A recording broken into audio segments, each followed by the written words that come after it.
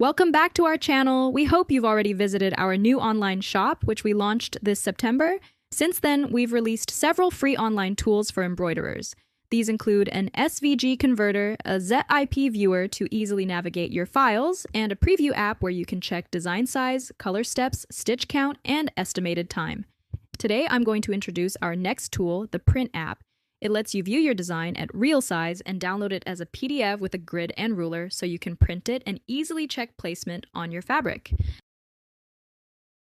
When you open the app, you'll see a pink Browse button. Click it and choose the file you want to use. Once the file is successfully processed, you can choose what you want to display.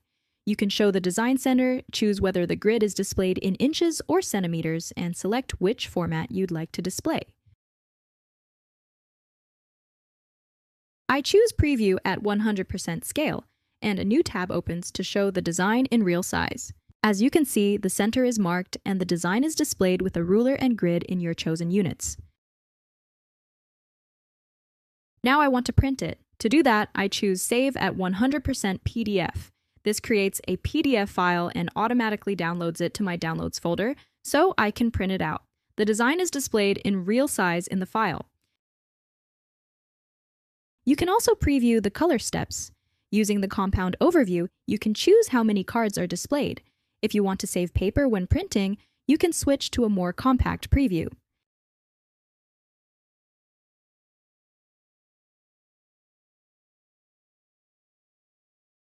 Again, if you want to print out the color steps, use Save Color Steps PDF. This creates a PDF file and automatically downloads it to your Downloads folder, so you can print it out.